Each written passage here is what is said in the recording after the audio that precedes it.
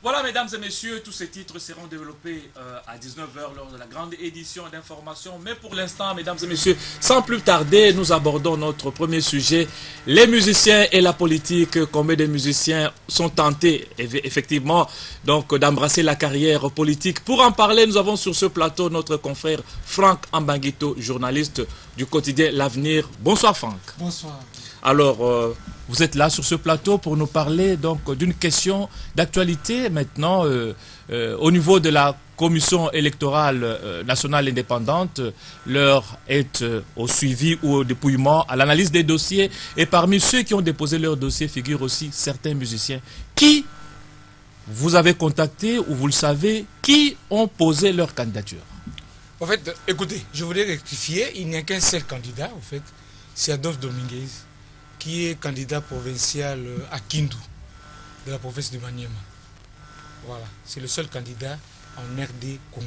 Alors, de la musique en politique, c'est pas un raccordement frauduleux, c'est un lien normal ou quoi selon vous?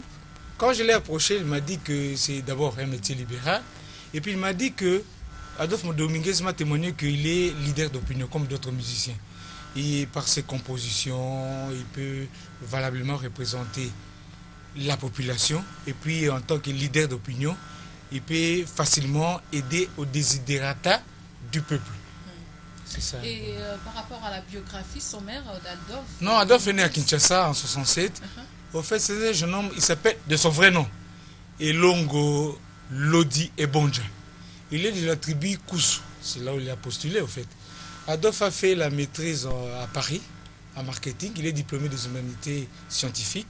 Il est entré dans Wenge BCBG, 4x4 tout terrain avec Werrason, Adolphe Dominguez, Didier Massela, Alain Makaba, Blaise Boula en tant qu'administrateur. Après, après la dissolution, il a suivi on appelle ça Werrason, et puis il a fondé son propre orchestre, c'est Tony Tony.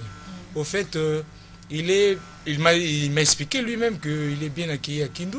Là, il a donné 4 concerts dans le cadre de sa fondation Adolphe Dominguez.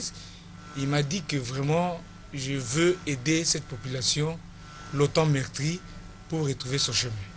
Pour la petite histoire, Franck Ambanguito, quels sont les différents musiciens qui ont eu à basculer dans la musique, dans la politique, j'allais dire? Dans le passé, il est allé à Fandé, qui a posé la candidature, beaucoup d'autres. Mais moi, je voulais mettre le contexte de Taboulé, par exemple. L'homme politique musicien a commencé dès l'indépendance Chacha. À l'époque, j'ai le livre, c'est Rétro Histoire et Musique. À la table ronde, il y a eu 7 musiciens qui ont participé avec Grand Calais pour animer Indépendance Chacha. D'ailleurs, on a dit, la table ronde a donné l'occasion aux créateurs congolais d'écrire une des plus belles plages musicales de la musique indépendante Chacha. Donc, il y avait de mouvements. Tout Grand Calais a déjà chanté. Mais après lui, il y avait encore Taboulé. Je vous montre quelque chose. Il y a Franco aussi, qui a fait la politique. Franco était impérien, à côté de Mobutu. Et il y a Brazos qui témoigne à la page, oui, qui aurait cru en ce début que ce jeune garçon de 16 ans, mi-timide, mi-profondeur, et semi-lettré, irait si loin et si haut, devenir non seulement l'un des meilleurs artistes musiciens qu'on du VTC, mais aussi un monsieur de bonne compagnie. Ça, c'est Brazos. Alors, maintenant, du côté de Taboulé. Taboulé a été vice-gouverneur, vous le connaissez. Maintenant, Kimbembe Mazunga, que je salue.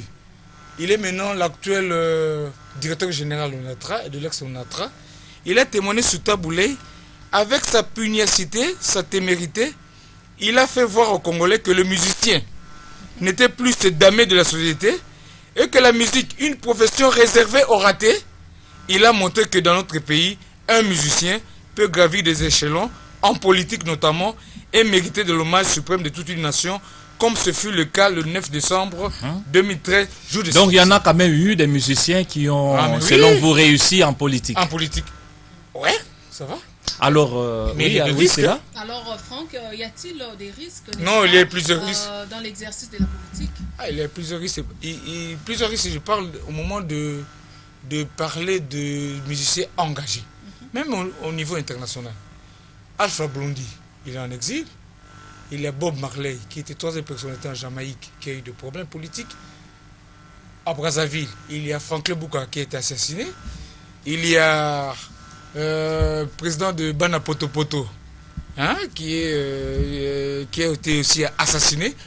Bienvenue Fagnon.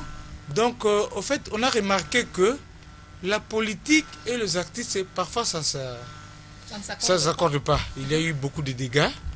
Donc, au fait, les artistes et musiciens, bon, en fait, ça c'est Dieu qui donne. Hein. Dieu donne à chacun son destin. Hein.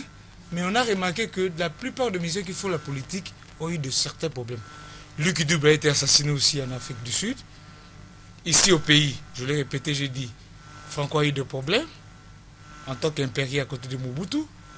Et même Grand Calais, il était le neveu de Malou. Alors au regard de tout cela, quel conseil tu peux donner aux musiciens, aux artistes musiciens et à la population également éventuellement? Dans ce domaine, moi je crois que d'une part, je conseille aux musiciens, quand vraiment tu te sens engagé dans la politique, moi je crois qu'il faut s'y préparer.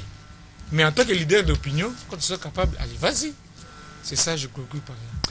Voilà, merci beaucoup Franck Ambanguito pour cette intervention. Je rappelle qu'il nous parlait du lien entre la musique et la politique, puisqu'il y a des artistes musiciens qui veulent basculer vers la politique. Merci d'avoir participé à cette tranche. Merci beaucoup, je vous remercie. Mesdames, Messieurs, 2 heures de news, ça se poursuit sur ce plateau. Très bientôt, nous allons retrouver notre invité Cherubin Okende. Mais avant cela, on va marquer cette petite pause.